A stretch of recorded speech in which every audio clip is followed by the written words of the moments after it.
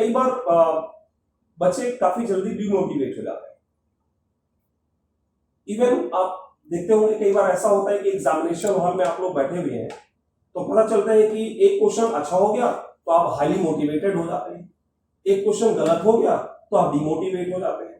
तो आपके जो क्लॉक है ना बायोलॉजिकल, ये बड़ा फटाफट वाला है कि कभी मोटिवेट हो गए कभी डिमोटिवेट हो गए, ऐसे नहीं होता है।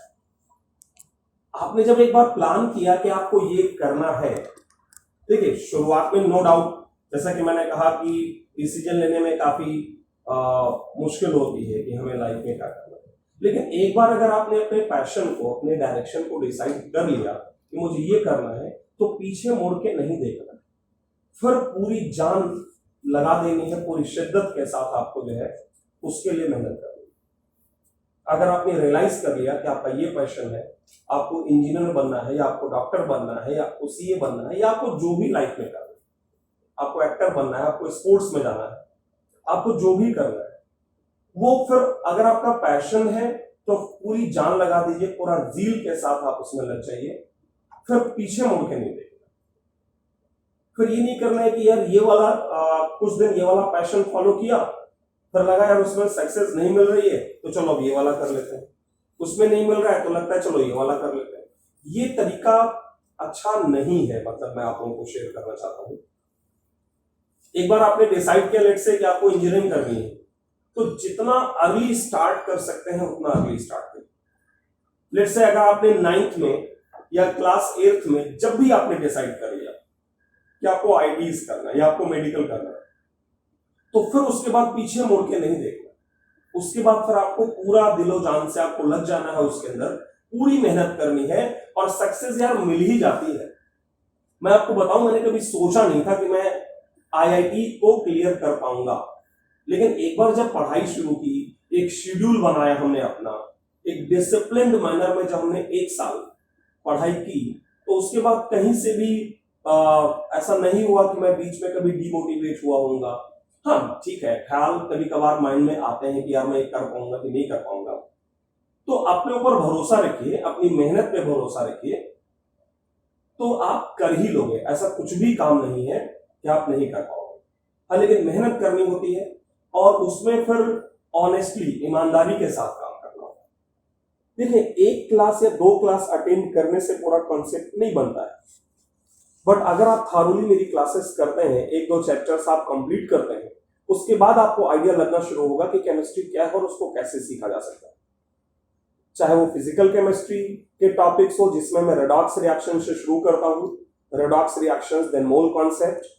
मेरा देखिए एक अपना सीक्वेंस है पढ़ाने का। मैं सबसे पहले मोल नहीं पढ़ाता, मैं सबसे पहले रेडॉक्स पढ़ाता हूं, क्योंकि रेडॉक्स पढ़ाते समय मैं बच्चों को सिखाता हूं कि एन फैक्टर या एक्स फैक्टर कैसे निकाला जाए, और उसकी मदद से मैं मोल में equivalent concept, volumetric analysis, then मैं लेकर जाता हूं केमिकल काइनेटिक्स, फिर chemical equilibrium, ionic equilibrium, electrochemistry, then solution, surface chemistry, solid state. ये एक मेरा अपना एक सीक्वेंस होता है।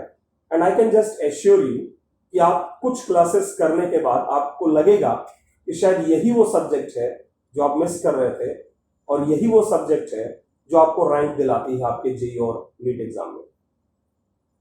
फिजिकल के अलावा अगर मैं बात करूं तो chemical bonding, atomic structure, then periodic properties, then chemical bonding.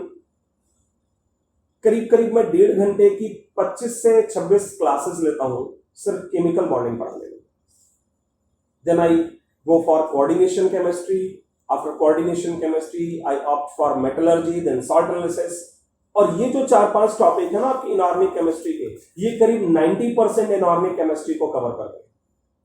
अगर आपको chemical bonding, periodic properties, atomic structure, coordination compound, metallurgy और सॉल्ट एनालिसिस, ये 5-6 टॉपिक अगर आपको आते हैं तो कई बार ना जो बच्चों को डर लगता है कि S block elements group theory कैसे पढ़ा जाए, या पी ब्लॉक एलिमेंट्स के डिफरेंट ग्रुप्स कैसे पढ़ा जाए, डी ब्लॉक कैसे पढ़ा जाए, सो आई मस्ट एश्योर यू कि आफ्टर कंप्लीटिंग दीज 4-5 टॉपिक्स आपके लिए एस ब्लॉक और पी ब्लॉक ना हलवा होगा, कुछ नहीं, बहुत आसान, ये मैं गारंटी लेता हूं। वैसे ही अगर मैं ऑर्गेनिक केमिस्ट्री की बात करूं तो उसमें सिखाता हूं मैं आईयूपीएसी नॉमेनक्लेचर, आईयूपीएसी के साथ साथ में डबल बॉन्ड इक्विवेलेंट से डिफरेंट स्ट्रक्चर्स कैसे बनाए जाए, एक ही मॉलिक्यूलर फार्मूले से, इस पर मैं बात करता हूं।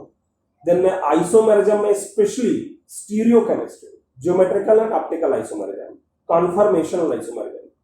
आप में से बहुत सारे स्टूडेंट्स हो सकते हैं जो डरते होंगे ऑप्टिकल आइसोमेरिज्म से। आई कैन एश्योर यू कि आपका एक भी क्वेश्चन गलत नहीं होगा। और क्वेश्चन छोड़िए, आपकी जो नॉलेज है वो जबरदस्त होगी। आइसोमेरिज्म के बाद मैं जीओसी पे जाता हूँ, जनरल ऑर्गेनिक केमिस्ट्री, जो कि आप समझ सकते हैं कि पूरा बेस है। इवन मैं तो कहता हूँ वो रीढ़ की हड्डी है आपकी ऑर्गेनिक केमिस्ट्री की, स्पाइन है, बैकबोन है, जो भी आप कहें। अगर आपको जीओसी अच्छे से आता है, आपको आइसोमेरिज्म अच्छे से आता है, तो रिएक्शन मैकेनिज्म कुछ नहीं है, फटाफट हम खत्म कर लेते हैं। किसी भी टॉपिक की मैं बात कर रहा हूं। और इवन मैं आपको बताऊं, मैं तो अपने स्टूडेंट्स को चैलेंज करता हूं क्लास में। मैं कहता हूं यार मैंने जो नोट्स तुझे लिखवा दिए हैं, अगर इससे बाहर कुछ भी आता है तो तू बोलना मुझे, चाहे वो आईआईटी एडवांस्ड की बात हो, मेंस की बात हो, या फिर आपके नीट एग्जाम की बात हो। यहां पर एक चीज और शेयर करना चाहूंगा कि नो डाउट एनसीईआरटी बुक्स पढ़ना मस्ट है केमिस्ट्री की, बहुत अच्छी बुक्स हैं, लेकिन सिर्फ एनसीईआरटी पढ़ के आप एडवांस तो छोड़िए, मेंस लेवल पर भी बहुत अच्छा नहीं कर पाओगे। नीट में भी आप बहुत अच्छा नहीं कर सकते। आपको अच्छे नोट्स चाहिए, थारोली जो लिखे गए हों। मतलब मैं आपको ये बताऊं कि मैं स्टूडेंट से कहता हूं कि यार मेरे जो नोट्स हैं तुम्हारे पास, इसके अलावा तुझे कुछ पढ़ने की जरूरत नहीं है। कई बार स्टूडेंट्स कहते हैं कि सर मैं कौन सी बुक और पढ़ लूं, एनसीईआरटी के अलावा और कौन सी किताब फॉलो कर दूं। मैं बच्चों से कहता हूं कि यार तेरे पास एनसीईआरटी है, वो पढ़ ले, तू मेरे नोट्स पढ़ ले अच्छी तरह से, और जो मैं तेरे को क्वेश्चन देता हूं या लाइक एक्सरसाइजेस देता हूं, उनको अच्छे से मन से थारोली सॉल्व कर। कोई रीजन नहीं बनता है कि तेरा सिलेक्शन नहीं होगा। मैं जेई क्लियर कर सकता हूं 1 साल की मेहनत करके, तो आप लोग तो कर ही सकते हैं। आज इतना एडवांस समय आ गया है, बच्चे को पता होता है कि यार आईटी कैसे करना है। बस राइट डायरेक्शन, टीचर्स आपको सही मिलने चाहिए जो आपको सही दिशा सही से पढ़ा सके। और एक बात और